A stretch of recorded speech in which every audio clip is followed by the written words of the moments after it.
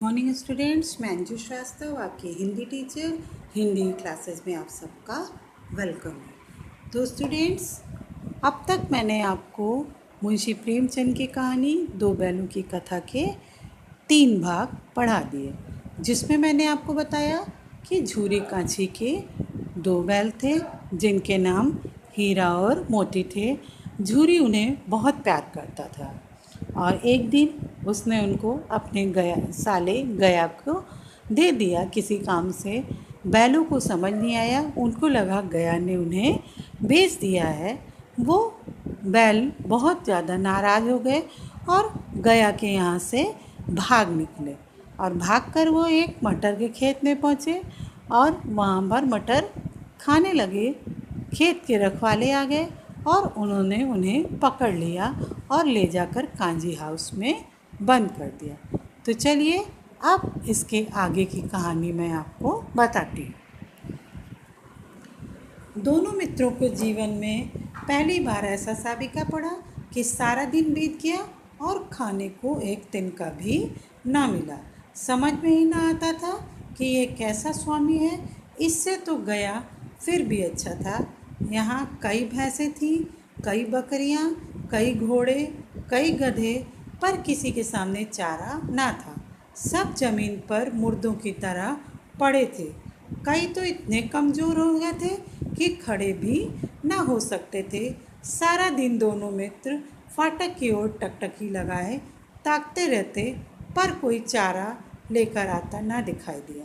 तब दोनों ने दीवार की नमकीन मिट्टी चाटनी शुरू की, पर इससे क्या तृप्ति होती। तो दोनों मित्रों को गांव वालों ने पकड़कर कांजी हाउस पहुंचा दिया। कांजी हाउस वो स्थान होता है जहाँ पर इधर उधर घूमने वाले आवारा पशुओं को बंद किया जाता है। एक तरह से पशुओं की जेल कहलाता है कांजी हाउस। तो दोनों मित्रों को पहली बार जीवन में ऐसा अनुभव हो रहा था। सारा दिन बीत गया और खाने को एक भी तिनका नहीं मिला। उन्हें समझ ही नहीं आ रहा था कि ये कैसा मालिक है। तब उन्हें लग रहा था कि इससे तो गया फिर भी अच्छा था, कम से कम वहाँ सूखा भूसा तो खाने को मिल जाता था। उन्होंने देखा कि यहाँ पर और भी बहुत सारे जानवर थे। कई सारी भैंसें थीं, कई बकरियाँ थीं, कई घोड़े थे और कई गधे भी थे, लेकिन किसी के सामने चारा नहीं था। सब जमीन पर मुर्दों की तरह पड़े थे। कई तो इतने कमज़ोर हो गए थे कि खड़े भी न हो सकते थे। सारा दिन दोनों मित्र फाटक की ओर टकटकी लगाए ताकते रहते, पर कोई चारा लेकर आता ना दिखाई दे। तब दोनों मुर्दों की तरह से सारे लोग को पड़े रहते थे और दोनों मित्रों को तो इसका अनुभव नहीं था। वो टकटकी लगाकर दरवाजे की ओर ताकते रहते थे कि शायद कोई दाना पानी लेकर आता दिखाई दे। और जब इसकी भी आशा नहीं रही तो उन्होंने भूख लगने पर दीवार की मिट्टी चाटनी शुरू की, जो थोड़ी थोड़ी नमकीन लग रही थी, लेकिन उससे पेट तो नहीं भर सकता। रात को भी जब कुछ खाने को ना मिला तो हीरा के दिल में विद्रोह की ज्वाला दहक उठी। मोती से बोला, अब तो नहीं रहा जाता मोती। मोती ने सिर लटकाए हुए जवाब दिया, मुझे तो मालूम होता है प्राण निकल रहे हैं। इतनी जल्दी हिम्मत ना हारो भाई, यहाँ से भागने का कोई उपाय निकालना चाहिए। तो रात को भी जब बैलों को कोई भोजन नहीं मिला तो हीरा के दिल में विद्रोह की ज्वाला दहक उठी। हालांकि हीरा बहुत ही सहनशील था, लेकिन भोजन न मिलने से उसका धैर्य जवाब दे रहा था। उसने मोती से कहा कि अब तो रहा नहीं जाता है, और मोती की शक्ति तो पहले ही जवाब दे चुकी थी।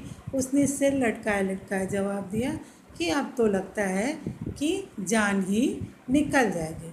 तब हीरा ने उसे समझाया कि अरे इतनी जल्दी हिम्मत ना हारो, यहाँ से भागने का कोई उपाय सोचता हूँ, क्योंकि हिम्मत हारने से कुछ नहीं होगा। हमें यहाँ से भागने का कोई ना कोई उपाय सोचना पड़ेगा।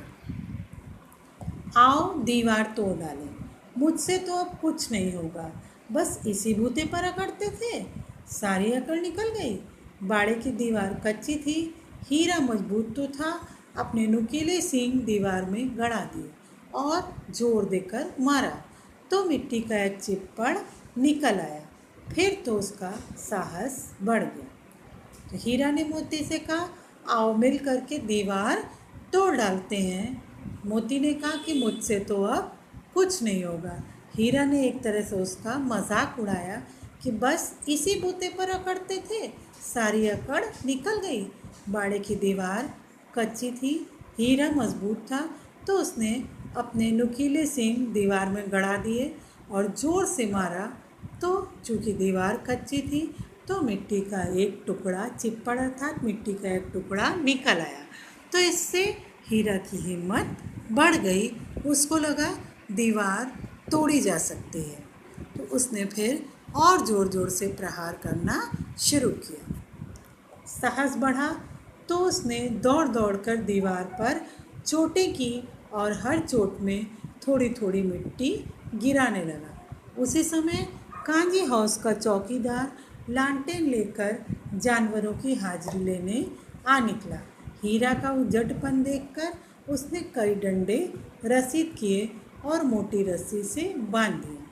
जब हीरा ने देखा कि सींग मारने से दीवार का थोड़ा सा हिस्सा निकल आया है तो उसकी हिम्मत बढ़ गई और वो दौड़ दौड़ कर दीवार पर चोटें करने लगा और हर चोट में थोड़ी थोड़ी मिट्टी गिराने लगा। उसी समय कांजी हाउस का चौकीदार लालटेन लेकर के जानवरों की हाजिरी अर्थात अटेंडेंस लेने के लिए वहाँ पर आया कि कहीं कोई जानवर कुछ हो तो नहीं गया है, कोई जानवर मर तो नहीं गया है। और जब उसने हीरा को इस तरह से सींग मारते देखा तो उसके उजड़पन को देखकर उसको बहुत गुस्सा आया और उसने हीरा को गुस्से में कई डंडे मार दिए और मोटी रस्सी से बांध दिए। मोती ने पड़े पड़े कहा, आखिर मार खाई, क्या मिला? अपने बूते भर जोर तो मार दिया, ऐसा जोर मारना किस काम का कि और बंधन में पड़ जाए। जोर तो मारता ही जाऊंगा, चाहे कितने ही बंधन पड़ते जाएं, जान से हाथ धोना पड़ेगा। तो मोती ने जैसे हीरा का मजाक उड़ाया और पड़े पड़े ही कहा कि आखिर क्या फ़ायदा हुआ इतनी हिम्मत दिखाने का, मार पड़ी और कुछ नहीं। हीरा ने कहा, अपनी ताकत भर मैंने कोशिश तो कर ली। मोती ने उसका फिर मजाक उड़ाया कि ऐसा जोर मारना किस काम का कि और कड़े बंधन में पड़ गए। हीरा ने कहा, नहीं, मैं जोर तो मारता ही जाऊंगा, चाहे कितने ही बंधन पड़ते जाएं। तो मोती ने कहा कि जान से हाथ धोना पड़ेगा, जान से हाथ धोना पड़ेगा, कुछ परवाह नहीं, यूँ भी तो मरना ही है। सोचो, दीवार खुद जाती तो कितनी जानें बच जाती। इतने भाई यहाँ बंद है, किसी की देह में जान नहीं है।